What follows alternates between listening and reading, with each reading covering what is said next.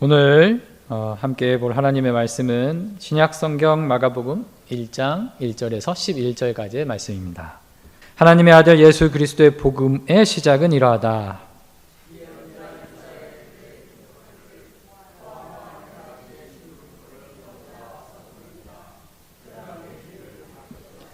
광야에서 외치는 이의 소리가 있다. 너희는 주님의 길을 예비하고 그의 길을 곱게 하여라 한 것과 같이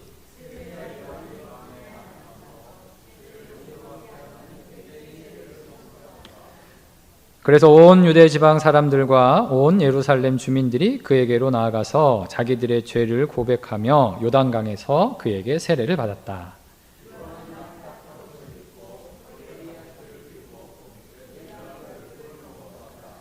그는 이렇게 선포하였다. 나보다 더 능력이 있는 이가 내 뒤에 오십니다. 나는 몸을 굽혀서 그의 신발끈을 풀 자격조차 없습니다.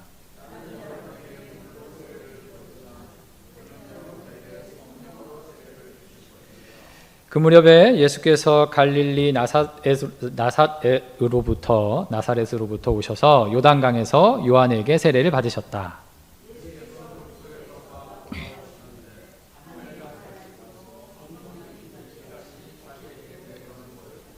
같이 읽겠습니다.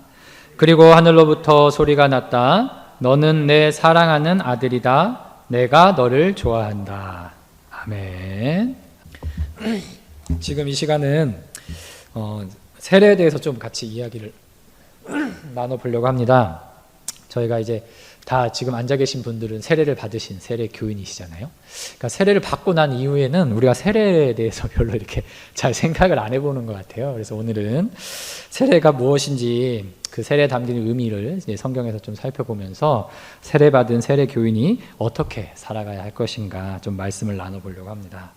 우선 세례라는 용어는 한자로 씻을 세, 그러니까 세수할 때 씻다라는 그 세자에 예식할 때 예를 씁니다. 그래서 세례라는 것은 씻는 예식을 뜻하겠죠. 영어로는 밥티즘이라고 부르기도 하고, 그래서 침례교를 영어로는 밥티스트라고, 바프티스트 이렇게 부르는데, 이 용어는 헬라어 밥티스마라는 단어에서 왔다고 합니다. 이 헬라어 밥티스마는 잠기다, 씻다, 적시다 라는 그런 뜻이 있는데요. 물에 잠기거나 물로 씻음으로써 어떤 깨끗하게 됨을 씻음받는 그런 의미가 이 단어에 담겨져 있는 기본적인 사전적 의미라고 합니다. 이 세례라는 용어는 구약에는 등장하지 않습니다. 세례가 성경에 처음 등장하는 부분이 이제 순서대로 보면 바로 복음서인데요. 그리고 복음서 중에서도 마가복음이 가장 먼저 기록됐다고 하는데, 오늘 우리가 본문 말씀처럼 마가복음 제일 첫 부분에 세례 요한의 세례 이야기가 먼저 나오고, 그 이후에 예수님의 세례인 물과 성령의 세례에 대한 증언이 나옵니다. 이러한 세례의 기원은 특히 이제 이 세례 요한의 세례가 어디서 왔느냐, 구약에 있는 이야기가 아니고, 구약에 세례라는 용어가 쓰여지지 않지만 이 세례 요한의 세례가 어디로부터 시작되었느냐라고 학자들이 공부를 하면서 그 기원을 크게 세 가지로 주장하고 있습니다. 첫 번째로는 우리가 재작년이었죠. 저랑 그 초대교회 배경사를 하면서 그 쿰란 공동체라고 그 영상도 보고 이렇게 했던 거 있잖아요. 그 사해 그 서북 쪽에 그 집단적으로 공동체를 이루면서 살았던 사람들, 그래서 이제 그 유대 지파 중에 에세네파 사람들이 주로 거기 쿰란 공동체 생활을 하고 있었는데, 우선 첫 번째로 세례의 기원을 이런 쿰란 공동체의 정결 예식에서 왔다라고 보는 주장이 있습니다. 쿰란 공동체는 BC 2세기경 사해 서북 쪽에서 수도 공동체를 형성하고 엄격한 금욕 생활과 새 시대의 도래를 기다리면서 준비하던 그런 종말론적 집단이었다고 합니다. 이들의 유적이 발견됐는데, 그때 영상으로 보여드렸듯이 산속에서부터 이제 물길을 따라 물이 쭉 흐르죠. 그러다가 저수조 같은 곳들이 곳곳에 이렇게 있어서 거기에 물을 받아놓고 거기에서 매일 또는 여러 번에 걸쳐서 그 정결 예식을 하는데, 이 세례 요한의 세례가 바로 이러한 쿰란 공동체의 정결 예식으로부터 유래했다. 그러면서 세례 요한이 이 에세네파로서 쿰란 공동체에서 활동했던 사람이라고 얘기하는 의견도 있습니다. 그리고 두 번째로는 이제 구약에서 유래한 유대인들의 정결 예식을 그 기원에서 찾는 겁니다. 구약 성서에는 크게 두 가지 의미의 정결 예식이 있었다고 하는데요. 하나는 도덕적인 부정, 즉 어떤 윤리적이고 도덕적인 잘못을 했을 때 그것에 대한 씻음을 받는 의미에서 행해지는 정결 예식이 있었고, 또 하나는 하나님께 나아가기 위한, 하나님께로 나를 드리기 위한 그런 필수 과정으로서 정결 예식이 있었는데, 이것 또한 물로 행해진 어떤 예식의 형태를 가졌다고 합니다. 그래서 유대인들의 정결 예식에서 이 세례 요한의 기원을 찾기도 합니다. 그리고 세 번째는 유대교인이 아닌, 즉 이방인들이 유대교로 개종하면서 받게 되는 정결 예식 혹은 세례가 이 세례 요한의 기원이었다라고 보는 것이죠. 폐쇄적인 유대교가 이방인들에게 유대인이 될 수 있는, 그래서 그때 제가 말씀드렸듯이 이런 사람들을 하나님을 경외하는 자들이다라고 이제 구약에 표현하고 있다고 했는데요. 이런 사람들이 유대인이 될 수 있는 길을 열어주었는데 그게 바로 개종자를 위한 세례였습니다. 지원자는 율법의 요구를 받아들일 것과 남자의 경우에는 할례를 받을 것을 요구받고 마지막으로는 증인들 앞에서 세례를 받게 되었는데, 바로 여기 이 세례가 이제 세례 요한의 세례의 기원이 되었다라고 주장하는 것이죠.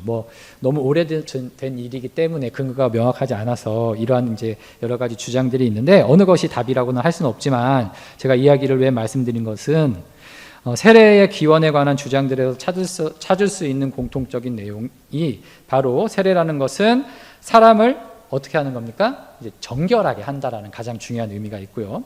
그리고 두 번째로는 세례에 참여하는 자가 하나님께로 나아간다라는 그런 큰 의미가 바로 이 세례에 대한 세 가지 어떤 의견에 공통적으로 담겨져 있습니다. 즉 세례는 하나님 앞에서 내 자신을 정결하게 하는 것이고 나를 하나님께 드리는 어떠한 독특한 예식이었다라는 것이죠. 세례의 의미를 좀 더 자세히 이해하기 위해서 초대 기독교 세례와 신비 종교의 어떤 세례의 차이를 살펴보면 좀 도움이 될 것 같은데요. 기독교가 아닌 신비 종교에서도 신비 의식으로서 세례가 있었다고 합니다. 이것은 기독교와 좀 달랐는데, 이교의 세례 행위는 이러한 세례를 통해 일정한 자격이 갖춰진 자에게 주어지는 혜택, 그러니까 이 사람이 삶을 살면서 어떤 행위를 했는데 이것이 어느 정도 수준에 도달했을 때 이 사람은 세례를 받아도 되었구나 해서 그 사람한테 어떤 증표 같은 걸로 보여지는 그런 혜택으로서의 세례였다고 합니다. 반면 기독교의 세례는 믿음을 가진 자들에게 주어지는 세례였다고 하고요. 우리가 성서에서 보듯이 세례는 행위로 인함이 아니오 우리의 믿음으로 인함이고 그 믿음에 의해서 하나님께로부터 주어진 선물이었습니다. 기독교의 세례는 회개의 세례로서 신자의 도덕적인 변화와 연결되어 있었다고 합니다. 그래서 그 도덕적 변화와 함께 하나님께로부터 오는 성령을 선물로 받는 그러한 예식이 바로 세례였던 것이죠.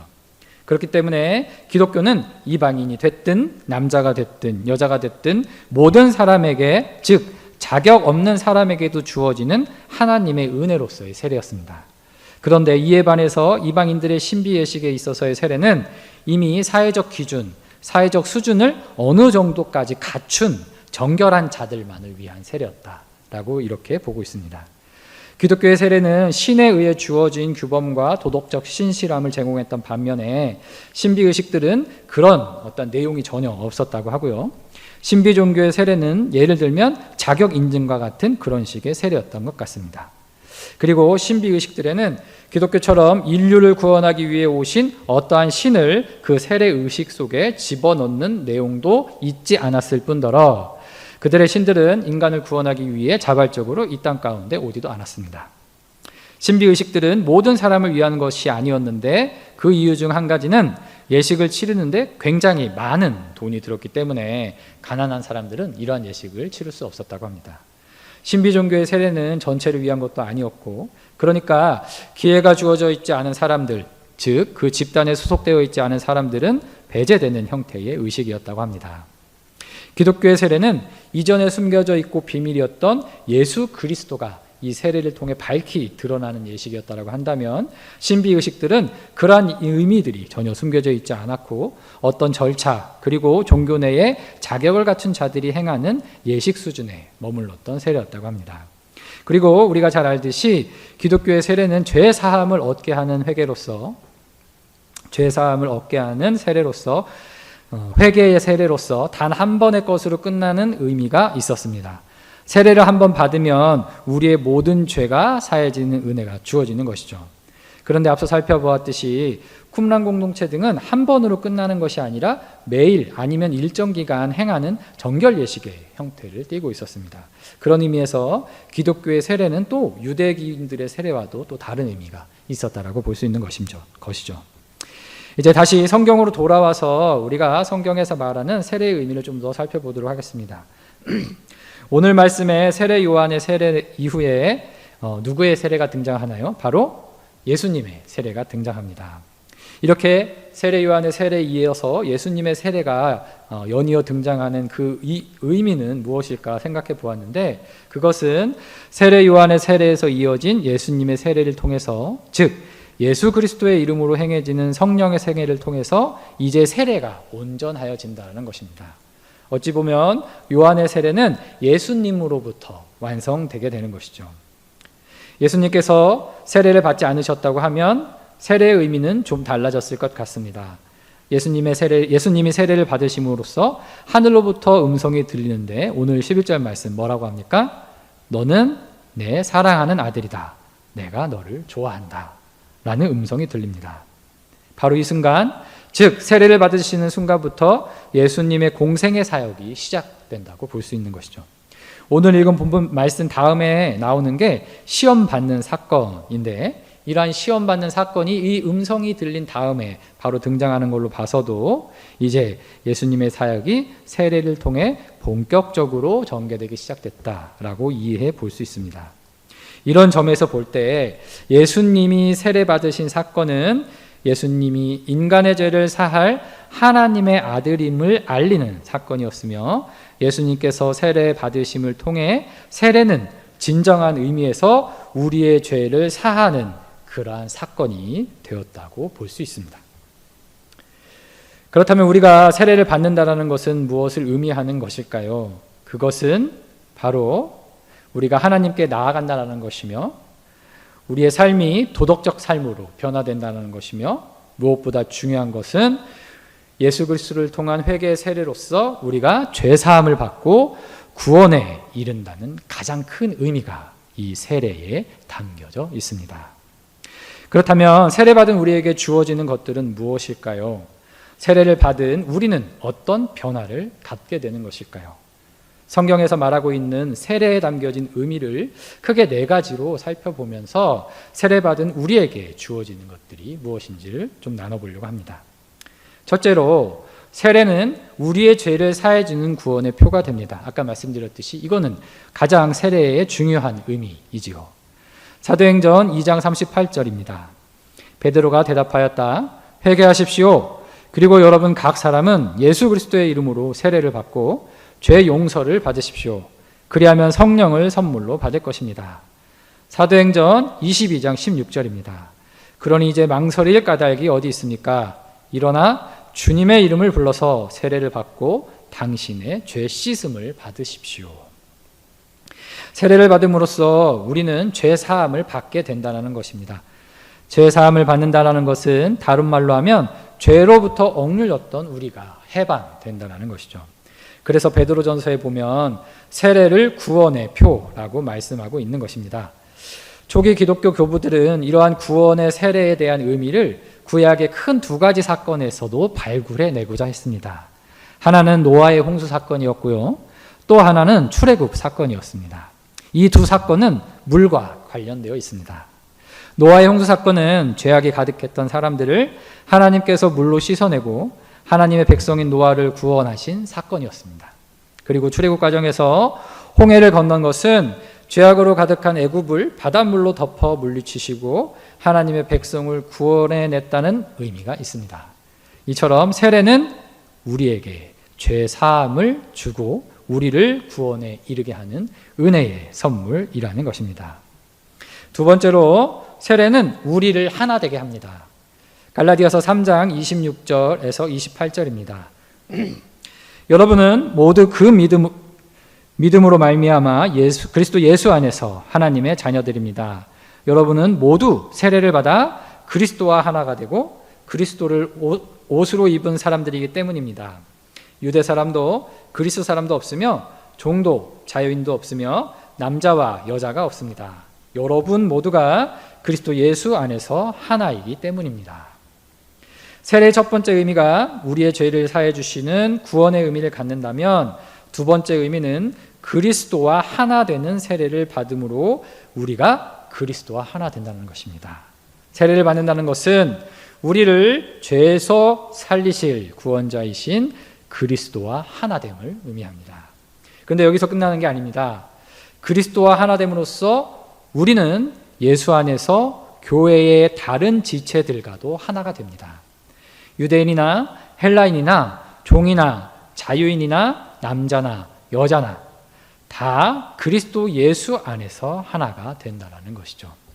세례는 그리스도와 하나 되는 것에서 그치는 것이 아니라 그리스도와 하나됨을 통해 인종이나 지역이나 나이나 성별의 차이 없이 모두가 하나 되게 하는 능력이 있다는 것입니다.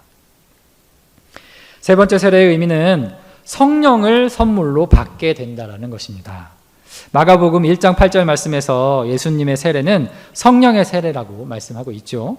그리고 사도행전 2장 38절에서 베드로가 대답하였다. 회개하십시오. 그리고 여러분 각 사람은 예수 그리스도의 이름으로 세례를 받고 죄 용서를 받으십시오. 그리하면 성령을 선물로 받을 것입니다. 세례를 통해 우리는 성령을 선물로 받게 됩니다. 성령의 능력과 은혜를 선물로 받게 된다는 것이죠. 그런데 성령의 성령의 은사 중에 가장 큰 은사가 무엇이겠습니까? 바로 사랑입니다. 그래서 성령의 선물을 받는 것은, 즉 성령을 받는다라는 것은 방언을 한다든지 예언을 한다든지 이런 의미보다는 사랑의 은사를 받는 것이 아닌가 생각을 해보게 됩니다. 그래서 세례를 받는다는 것은 세례를 통해 받게 된 성령님의 능력을 따라 하나님을 사랑하고 이웃을 사랑하는 자가 되는 것이다라는 의미가 담겨 있다고 할 것입니다. 마지막으로 네 번째 의미는 세례를 통해 우리는 새로운 피조물로 거듭난다는 것입니다. 로마서 6장 3절에서 4절입니다. 세례를 받아 그리스도 예수와 하나가 된 우리는 모두 세례를 받을 때에 그와 함께 죽었다는 것을 여러분은 알지 못합니까? 그러므로 우리는 세례를 통하여 그의 죽으심과 연합함으로써 그와 함께 묻혔던 것입니다. 그것은 그리스도께서 아버지의 영광으로 말미암아 죽은 사람들 가운데서 살아나신 것과 같이 우리 또한 새 생명 안에서 살아가게 하기 위함입니다. 세례를 받는다는 것은 예수와 함께 죽었다가 살아남으로써 새 생명 가운데 거한다는 의미가 담겨 있습니다. 다른 말로 하면 우리가 새롭게 거듭난다라는 것이죠. 세례는 거듭남을 의미하며 이러한 거듭남은 이전 것은 죽고 새로운 삶으로 거듭나 그리스도의 말씀을 쫓는 그러한 삶을 살아간다라는 것을 의미한다고 할 수 있습니다. 그렇다면 세례를 받은 우리는 어떤 사람이어야 할까요? 먼저 세례를 통해 구원받은 백성으로서 우리는 항상 우리를 구원하여 주시는 하나님께 감사하는 그러한 삶을 살아야 하겠습니다. 아침에 눈 떠서 저녁에 잠에 드는 그 모든 순간 아주 사소한 것 그 하나까지도 다 하나님이 우리를 구원해 주시는 은혜인데 우리가 그런 것들을 잊고 살 때가 너무나 많은 것 같습니다. 우리를 구원해 주신 그 하나님을 항상 생각하며 그 하나님의 은혜에 감사하는 자들이 되어야 할 것입니다. 그리고 두 번째는 세례를 통해 그리스도와 하나 된 우리는 성도의 교제 안에서 모두 하나가 되는 공동체를 이루어 가야 합니다. 그리고 세 번째는 세례를 통해 성령을 받은 우리는 성령의 능력을 따라 서로 사랑하며 그 사랑을 실천하는 자들이 되어야 합니다. 그리고 네 번째로 세례를 통해 그리스도와 함께 죽었다가 새롭게 거듭난 우리는 이전에 죄악된 모습을 이제는 벗어버리고 그리스도의 말씀을 따라 거룩한 삶을 살아가야 한다는 것이죠. 이곳에 함께 하신 성도님들 모두가 세례의 이 같은 의미들을 깊이 새겨보시면서 이미 세례 교인으로서, 세례를 받은 자들로서 하나님 앞에서, 이웃 앞에서 어떻게 살아가야 할지를 고민해 나가 보셨으면 좋겠습니다. 다 함께 기도드리겠습니다. 사랑해 주님, 오늘 세례에 대해 말씀을 나눴습니다. 세례를 통해 우리를 구원으로 인도하신 하나님께 감사드립니다. 언제나 우리를 사랑하시는 하나님을 기억하며 살아가는 저희들 되게 하여 주시옵소서. 우리가 세례의 의미를 좀 더 깊이 있게 생각하게 하여 주시옵고, 세례를 통하여 하나님께서 주신 크신 은혜를 우리 삶 속에서 실천해 나갈 수 있도록 인도하여 주시옵소서. 그리스도와 합한 자로서 이 땅 가운데 하나님의 놀라우신 은혜와 사랑을 증거할 수 있는 귀한 주님의 자녀들이 되게 인도하여 주시옵소서. 예수님의 이름으로 기도드립니다. 아멘.